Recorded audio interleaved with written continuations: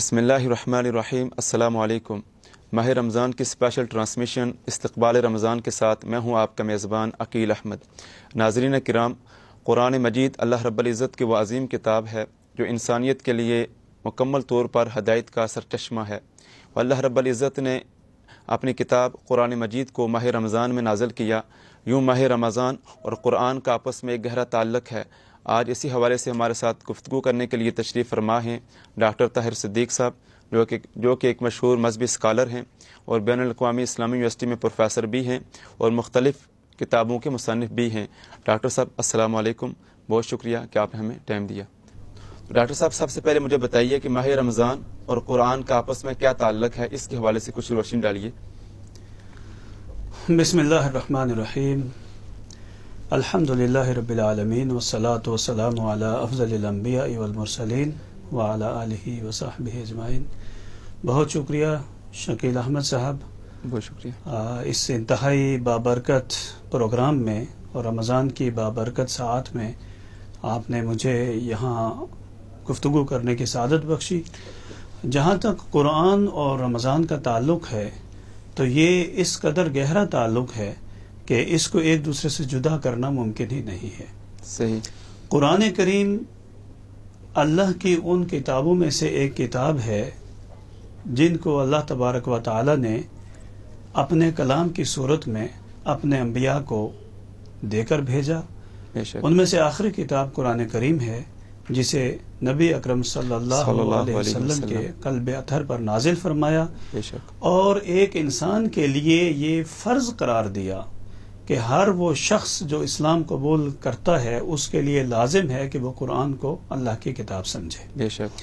جہاں تک رمضان کا تعلق ہے تو یہ بھی ایک انتہائی اہم نقطہ ہے، رکن ہے اسلام کا، اور ہر وہ شخص جو اسلام کے دائرے میں داخل ہونا چاہے جب تک وہ رمضان کو اسلام کا بنیادی رکن نہیں سمجھے گا تو وہ اسلام کے دائرے میں داخل نہیں ہو سکتا۔ اس لحاظ سے ان دونوں کا تعلق انسانی عقیدے سے ہے۔ اسلام میں داخل ہونے کے لیے دونوں پر ایمان لانا ضروری ہے۔ صحیح۔ اب اگلی بات جو آپ نے فرمائی کہ ان کا تعلق کیا ہے، جی، تو رمضان وہ مہینہ ہے جس کو اللہ نے تمام مہینوں کا سردار بنا دیا، بے شک، اور قرآن وہ کتاب ہے جس کو اللہ تعالیٰ نے تمام کتابوں کی سردار بنا دیا۔ سبحان اللہ۔ قرآن کریم کو اللہ نے رمضان میں نازل کر کے رمضان کی حیثیت، فضیلت، قدر، منزلت کو مزید سربلند کر کے رکھ دیا۔ آپ یہ کہنا چاہتے ہیں کہ قرآن کو ماہ رمضان میں نازل کر کے ماہ رمضان کو مزید فضیلت بخشی گئی؟ یعنی آپ تصور کریں کہ ہم اپنی زبان میں کہا کرتے ہیں کہ بڑا دن، کہتے ہیں نا بڑا دن، بڑا دن۔ یہ بڑا دن کیا ہوتا ہے؟ اللہ نے رمضان کے ہر دن کو بڑا دن بنا دیا۔ اللہ نے اس رمضان کی ہر رات کو بڑی رات بنا دیا۔ ہر رات کو، یعنی 30 راتوں کو اللہ تبارک و تعالی آسمان دنیا پر آتا ہے اور اپنے فرشتوں سے کہتا ہے کہ میرے فرشتوں دیکھو کہ میری وہ مخلوق جس کو میں نے دنیا میں بھیجا ہے سارا دن بھوکی رہتی ہے اور ساری رات کو میری رضا کے لیے کھڑی رہتی ہے، میری عبادت کرتی رہتی ہے۔ یہ سارا فخر رمضان کی ہر رات کو ہوتا ہے، یہ رمضان ہے۔ اور پھر قرآن کا رشتہ کیا ہے؟ قرآن اللہ کا وہ کلام ہے جو اللہ نے براہ راست نازل فرمایا۔ یہ اللہ کی مخلوق نہیں ہے، یہ اللہ کی صفت ہے جو دنیا میں قیامت تک موجود رہے۔ یعنی قرآن اللہ رب العزت کا کلام ہے، نہ کہ مخلوق۔ اس حوالے سے تو بعض لوگ اعتراضات بھی کرتے ہیں کہ قرآن اللہ کی مخلوق ہے۔ مثال کے طور بعد ایسے فرق بھی موجود ہیں، بلکہ اس پر تو امام احمد بن حنبل رحمۃ اللہ علیہ کو سزا بھی ملی کہ انہوں نے مناظرہ کیا تھا کہ قرآن اللہ رب العزت کا کلام ہے، نہ کہ مخلوق ہے۔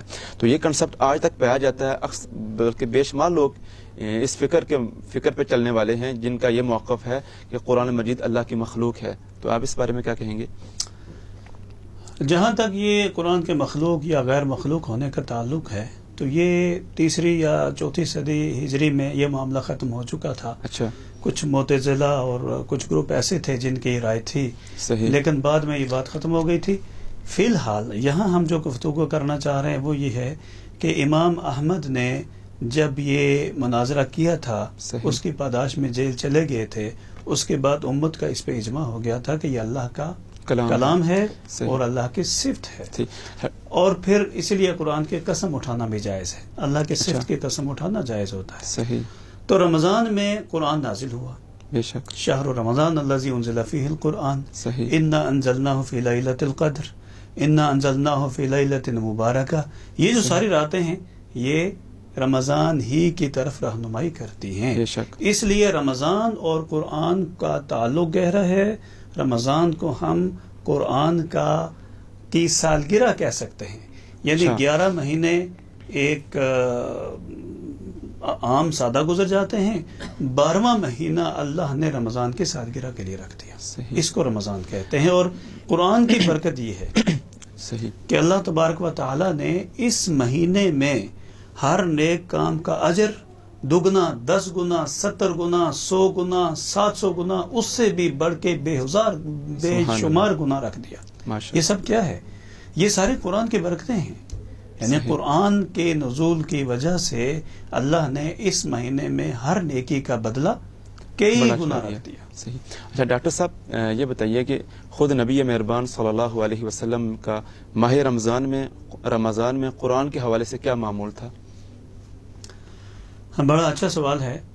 رمضان کا تعلق چونکہ قرآن سے ہے اور نبی اکرم صلی اللہ علیہ وسلم کی ذات اقدس پر قرآن نازل ہوتا ہے، تو آپ صلی اللہ علیہ وسلم اور صحابہ کرام رمضان میں قرآن کریم کی تلاوت عام دنوں سے زیادہ کرتے تھے. یعنی ہر رمضان میں خود جبریل علیہ السلام آتے تھے اور حضور صلی اللہ علیہ وسلم کے ساتھ قرآن کا دور کرتے تھے. سبحان اللہ. جبریل پڑھتے تھے، حضور سنتے تھے، اور حضور پڑھتے تھے، جبریل سنتے تھے. یعنی کہ یہ کوئی معمولی بات نہیں ہے کہ ایک فرشتوں کا سردار آتا ہے. یعنی جبریل امین جو وحی کے امین ہیں، آسمان سے وحی لے کے حضور صلی اللہ علیہ وسلم کی ذات اقدس پر نازل فرماتے ہیں، وہ خود آ کے حضور سے سنتے اور سناتے ہیں. یہ وہ میسج ہے جو جبریل اور نبی اکرم صلی اللہ علیہ وسلم کی طرف سے ہمیں ملتا ہے کہ اس رمضان کو قرآن سے زندہ کیجئے، قرآن سے رمضان کو زندہ کیجئے اور رمضان سے قرآن کو زندہ کیجئے. یعنی آپ تصور کریں کہ صحابہ کرام رمضان میں ایک رات میں قرآن کریم مکمل پڑھ جایا کرتے تھے. حضرت عثمان رضی اللہ عنہ کے بارے میں روایت آتی ہے کہ رمضان میں ایک رات میں انہوں نے قرآن ختم کر دیا. سبحان اللہ. یہ رشتہ ہے قرآن سے رمضان کا. اور آج اگر آپ دیکھیں لائیو آج کے دور میں یہ بالکل گیا گزرا دور ہے. مسلمان بیچارے سارا سال قرآن نہیں کھولتے، اتنی اونچی جگہ رکھتے ہیں کہ جہاں ہاتھ بھی نہ پہنچ سکے، لیکن رمضان میں وہاں سے اٹھا لیتے ہیں، وہ اس کو جھاڑتے ہیں، دھول نکالتے ہیں، غلاف سے نکالتے ہیں، اسے چومتے ہیں، اسے پڑھتے ہیں. یہ رمضان ہے.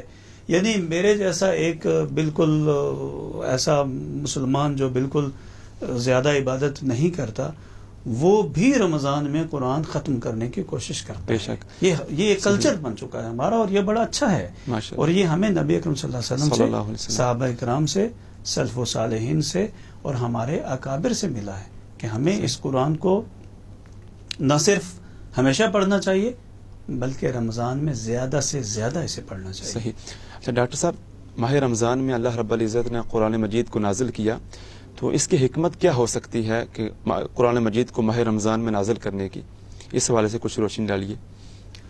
دیکھیے، سب سے پہلے تو اللہ تبارک و تعالی نے رمضان کو یعنی روزے کو اسلام کا ایک رکن بنا دیا. بے شک. پھر روزے کو رمضان میں لایا. صحیح. اور رمضان ہجری کیلنڈر کے حساب سے تو ایک مہینہ ہے، بے شک، لیکن شمسی کیلنڈر کے لحاظ سے، سورج کے کیلنڈر کے لحاظ سے یہ پورا سال گھومتا ہے. یہ 36 سال میں اپنا سفر مکمل کرتا ہے. اس لحاظ سے اللہ تبارک و تعالیٰ نے ہجری سال میں رمضان کو رکھا. اور یہ آپ اس آیت کی طرف اگر غور کریں، یا ایھا الذین آمنوا کتب علیکم الصیام کما کتب علی الذین من قبلکم لعلکم تتقون، کہ اے ایمان والو، ہم نے تمہارے پر روزے فرض کیے گئے ہیں جیسا کہ تم سے پہلی امتوں پر فرض کیے گئے تھے تاکہ تم تقوی اختیار کرو. اب رمضان میں چونکہ تقوی ملتا ہے، بے شک، رمضان میں تقوی ملتا ہے، رمضان میں قرآن ملتا ہے. جب قرآن اور تقوی دونوں اکٹھے ہو جاتے ہیں تو ایک ایسا خوبصورت گملہ وجود میں آتا ہے، خوبصورت ایک پھول وجود میں آتا ہے، خوبصورت ایک میسج وجود میں آتا ہے کہ رمضان انسان کو تقوی سکھاتا ہے. بے شک قرآن انسان کو تقوی سکھاتا ہے اور یہ تقوی انسان کو جنت میں لے کے جاتا ہے. سبحان اللہ. اور قرآن کریم میں شروع میں اگر آپ پڑھیں سورہ بقرہ کا آغاز ہوتا ہے الف لام میم ذالک الکتاب لا ریب فیہ ھدی للمتقین. یہ متقین کے لیے ہدایت ہے نا. اب متقین کیسے بنتے ہیں؟ لعلکم تتقون. جب تم روزے رکھو گے تو تقوی ملے گا. جب تقوی مل جائے گا تو قرآن پڑھو گے تو کیا ہوگا؟ تقوی والی کتاب مل جائے گی. پھر یہ کتاب کیا کرتی ہے؟ ان للمتقین مفازا. متقین کے لیے اس میں کامیابی ہے. حدائق وعنابا کواعب واترابا کأسا دہاقا. ساری نعمتیں جو ہیں نا یہ متقین کے لیے ہیں. یعنی روزے قرآن کا جو مل کے تعلق بنتا ہے وہ تقوی کی طرف لے جاتا ہے. اب جب تقوی کی طرف لے گیا، تقوی مل گیا انسان کو، تو پھر کیا ہے؟ پھر تو اللہ سے قربت ہوگی. متقی تقوی وہ ہوتا ہے کہ انسان ہر معاملے میں پہلے اللہ کے رضا کو دیکھے کہ کیا اس میں اللہ کی رضا ہے یا نہیں ہے، پھر وہ کام کرے. یہی تو تقوی ہے. اور جس شخص کے اندر تقوی آتا ہے وہی تو اللہ کا ولی بنتا ہے. بے شک. کن لوگوں کے لیے روز آخرت قرآن مجید شفاعت کرے گا؟ یہ حدیث شریف میں آتا ہے کہ رمضان اور قرآن اپنے حقوق ادا کرنے والوں کی قیامت کے دن شفاعت کریں گے. سبحان اللہ. رمضان والقرآن یشفعان. یہ حدیث میں لفظ ہے کہ شفاعت کریں گے. کیا شفاعت کریں گے؟ رمضان جائے گا، اللہ سے کہے گا اے باری تعالی، اس شخص نے سارا دن بھوکا پیاسا رہ کر، اپنی بعض جائز ضرورتیں چھوڑ کر، اپنے آپ کو تنگی میں ڈال کر میرے حقوق ادا کیے ہیں. بے شک. اے اللہ میں اس پر گواہ ہوں، تو اسے بخش دے. یہ کیا کون کہہ رہا ہے؟ رمضان کہہ رہا ہے. ترک الشراب والطعام من اجلی. میرے لیے اس نے کھانا اور پینا چھوڑا. یہ روزہ شفاعت کر رہا ہے. اور قرآن کیا کہہ رہا ہے؟ قرآن کہہ رہا ہے کہ اس نے میری خاطر راتوں کی نیند قربان کی اور تیری بارگاہ میں کعبہ رخ کھڑے ہو کر تیری عبادت میں قرآن پڑھتا رہا. یہ مجھے پڑھتا رہا اور یہ تھک کے پڑھتا رہا. میں اس کی سفارش کرتا ہوں. اور جو شخص قرآن کے حقوق ادا کرے گا اللہ اس کی قرآن کے ذریعے شفاعت قبول کرے گا. یہ دونوں سفارش کر رہے ہیں. یعنی کہ وہ یہ کہہ رہے ہیں کہ کھانا پینا میری خاطر چھوڑا، قرآن کہہ رہا ہے کہ نیند میری خاطر قربان کی. تو جو شخص دوسرے کی خاطر کو قربانی دیتا ہے تو پھر اس کا احسان تسلیم کیا جاتا ہے. تو قرآن اور رمضان قیامت کے دن اللہ تعالیٰ کے ہاں روزے دار کی اور قیام اللیل کرنے والوں کی شفاعت کریں گے. اس طرح حدیث شریف میں آتا ہے نا، من صام رمضان ایمانا واحتسابا غفر له ما تقدم من ذنبه. یہ حدیث روزے سے متعلق ہے. یہ جو ٹکڑا ہے حدیث کا کہ جس نے ایمان اور ثواب کے لیے روزہ رکھا اللہ تعالیٰ اس کے گزشتہ گناہ معاف فرمائے گا. سبحان اللہ. پھر اگلے حدیث کے الفاظ یہ ہیں کہ من قام رمضان ایمانا واحتسابا غفر له ما تقدم من ذنبه.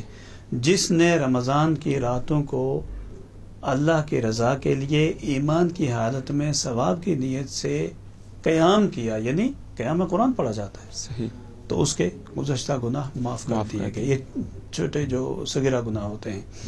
اب ذرا دیکھیے کہ ایک رمضان گناہ معاف کروا رہا ہے، دوسرا قرآن. یہ جوڑ ہے. قامہ قرآن سے ہے، سامہ رمضان سے. ڈاکٹر صاحب بہت شکریہ. میں آپ کا ایک بار پھر شکر گزار ہوں کہ آپ نے ہمیں ٹائم دیا اور اس خوبصورت محفل میں اور اس خوبصورت موضوع پر آپ نے گفتگو کی. بہت شکریہ.